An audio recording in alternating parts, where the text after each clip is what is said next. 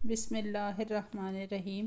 السلام علیکم۔ خیر الشہداء سید الشہداء حضرت حمزہ بن عبد المطلب رضی اللہ تعالی عنہ رسول اللہ صلی اللہ علیہ وآلہ وسلم کے معزز چچا اور رضائی بھائی تھے۔ راجع القول کے مطابق آپ رضی اللہ تعالی عنہ کی ولادت نبی اکرم صلی اللہ علیہ وسلم کی اس دنیا میں جلوہ گری سے 2 سال پہلے ہوئی۔ مکہ کی فضا ظلم و جو کے ان سیاہ بادلوں سے گھمبیر تھی کہ اچانک ایک بجلی چمکی، یعنی حضرت حمزہ رضی اللہ تعالیٰ عنہ مسلمان ہو گئے۔ ان کے اسلام لانے کا واقعہ سن 6 ہجری کے اخیر کا ہے اور ماہ ذی الحجہ میں مسلمان ہوئے تھے۔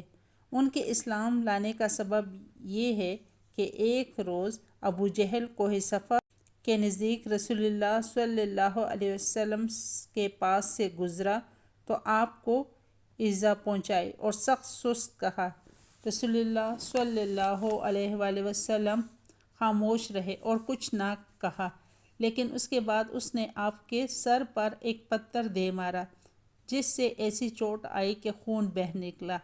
پھر وہ خانہ کعبہ کے پاس قریش کی مجلس میں جا بیٹھا۔ عبداللہ بن آن کی ایک لونڈی کوہ صفا پر واقع اپنے مکان سے یہ سارا منظر دیکھ رہی تھی۔ حضرت حمزہ رضی اللہ تعالیٰ عنہ کمان ہاتھ میں لے کر شکار سے واپس تشریف لائے تو اس نے ان سے ابو جہل کی ساری حرکت کہہ سنائی۔ حضرت حمزہ رضی اللہ تعالیٰ عنہ غصے سے بھڑک اٹھے۔ یہ قریش کے سب سے طاقتور اور مضبوط جوان تھے۔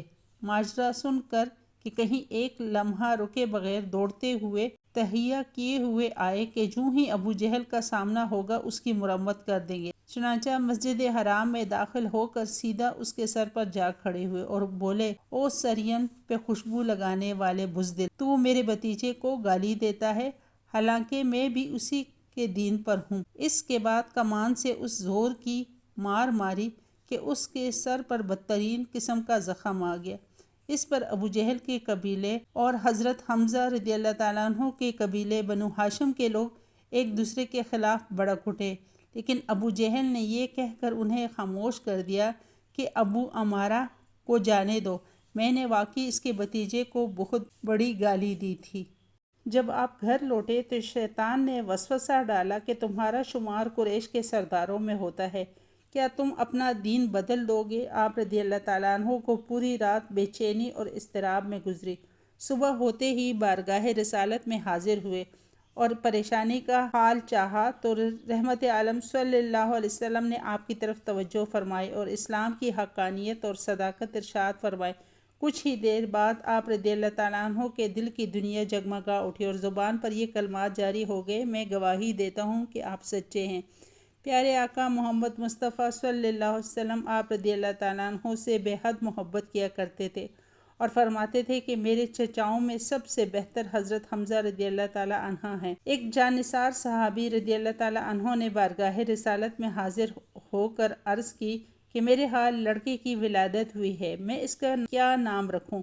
تو رحمت عالم صلی اللہ علیہ وسلم نے ارشاد فرمایا، لوگوں میں مجھے سب سے زیادہ اپنے چچا حمزہ سے محبت ہے، لہٰذا انہی کے نام پر اپنے بچے کا نام رکھو۔ ایک مرتبہ آپ رضی اللہ تعالیٰ عنہ نے بارگاہ رسالت میں درخواست کی کہ میں حضرت جبرائیل علیہ السلام کو اصلی صورت میں دیکھنا چاہتا ہوں۔ ارشاد ہوا، آپ دیکھنے کی طاقت نہیں رکھتے۔ آپ نے اصرار کیا تو نبی کریم صلی اللہ علیہ وآلہ وسلم نے ارشاد فرمایا، زمین پر بیٹھ جائیے۔ کچھ دیر بعد حضرت جبرائیل امین علیہ السلام حرم کعبہ میں نصب شدہ ایک تو سرور عالم صلی اللہ علیہ وسلم نے ارشاد فرمایا، چچا جان نگاہ اٹھائیے اور دیکھیے۔ آپ نے جو ہی اپنی نگاہ اٹھائی تو دیکھا کہ حضرت جبرائیل علیہ السلام کے دونوں پاؤں سبز زبرجد کے ہیں۔ بس اتنا ہی دیکھ پائے اور تاب نہ لا کر بے ہوش ہو گئے۔ رمضان المبارک یکم ہجری میں 30 سواروں کی قیادت کرتے ہوئے اسلامی لشکر کا سب سے پہلا علم آپ رضی اللہ تعالیٰ عنہ نے سنبھالا۔ اگرچہ لڑائی کی نوبت نہ آئی لیکن تاریخ میں اسے سریہ حمزہ کے نام سے جانا جاتا ہے۔ 2 ہجری میں حق و باطل کا پہلا معرکہ میدان بدر میں پیش آیا تو آپ رضی اللہ تعالیٰ عنہ بڑے جوش و جذبے کے ساتھ شریک ہوئے اور مشرکین کے کئی سرماؤں کو ٹھکانے لگائے۔ 3 ہجری غزوہ احد میں آپ رضی اللہ تعالیٰ عنہ نہایت بے جگری سے لڑے اور 31 کفار کو جہنم واصل کر کے شہادت کا تاج اپنے سر پر سجا کر اس دنیا سے رخصت ہو گئے۔ دشمنوں نے نہایت بے دردی کے ساتھ آپ رضی اللہ تعالیٰ عنہ کے ناک اور کان جسم سے جدا کر کے پیٹ مبارک اور سینے اقدس چاک کر دیا تھا۔ اس جگر خراش اور دل آزار منظر کو دیکھ کر رسول کریم صلی اللہ علیہ وسلم کا دل بے اختیار بھر آیا اور زبان رسالت پر یہ کلمات جاری ہو گئے: آپ پر اللہ تعالیٰ کی رحمت ہو کہ آپ قرابت داروں کا سب سے زیادہ خیال رکھتے اور نیک کاموں میں پیش رہتے تھے۔ شہدائے احد میں سب سے پہلے آپ رضی اللہ تعالیٰ عنہ کی نماز جنازہ ادا کی گئی، پھر ایک ایک شہید کے ساتھ آپ کی بھی نماز پڑھی گئی، جبکہ ایک روایت کے مطابق 10 شہیدوں کی نماز ایک ساتھ پڑھی جاتی اور ان میں آپ بھی شامل ہوتے۔ یوں اس فضیلت میں آپ رضی اللہ تعالیٰ عنہ منفرد ہیں اور کوئی آپ کا شریک نہیں۔ اور جبل احد کے دامن میں آپ کا مزار ہے۔